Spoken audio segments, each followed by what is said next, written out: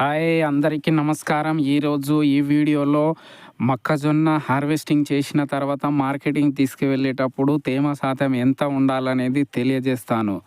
So జనరల్గా మనము మొక్కజొన్నని harvesting చేసినప్పుడు 15 నుంచి 20% తేమ శాతం ఉంటుంది. సో దానిని హార్వెస్టింగ్ చేసిన తర్వాత కండెలను మనము కళ్ళంలో కానీ లేదంటే ఎండబెట్టుకోవాలి. యంత్రంతోని బాగా ఎండబెట్టిన తర్వాత తేమ శాతంని తగ్గించుకోవాలి. సో మనము ఆ విధంగా ఎండబెట్టాలి కండెలు ఉన్నప్పుడు. ఆ తర్వాత కండెలను ఎండబెట్టి మనకు మిషన్లో తీయాలి. గింజలను తీసిన తర్వాత మళ్ళీ గింజలను కూడా ఆరబెట్టాలి. ఆ విధంగా మనము ఇప్పుడు ఈ గింజలు కనబడుతుంది కదా, ఈ విధంగా మనం ఆరబెట్టుకొని ఈ 15 నుంచి 20% ఉంటుంది అన్నాను కదా, దానికి తగ్గించాలి మనకు. అయితేనే మార్కెట్ రేట్ బాగా వస్తుంది. జనరల్గా మనకు తేమ శాతము 8 నుంచి 12% లోపల ఉండేటట్టు చూసుకోవాలి మార్కెటింగ్ వెళ్ళేటప్పుడు.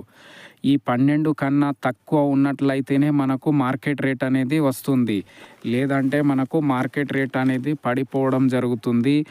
ఎంత తేమ శాతం ఎక్కువ ఉంటే అంత మనకు మార్కెట్ రేట్ అనేది తక్కువగా వస్తుందన్నమాట. ఎంత తేమ శాతం తక్కువ ఉంటే మార్కెట్ రేట్ మనకు చాలా మంచిగా ఉంటుంది.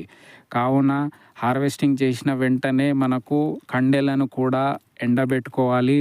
అలాగే దాని తర్వాత గింజలను వేరు చేసిన తర్వాత కూడా గింజని ఆరబెట్టి 8 నుంచి 12% వచ్చేటట్టు చూసుకోవాలి.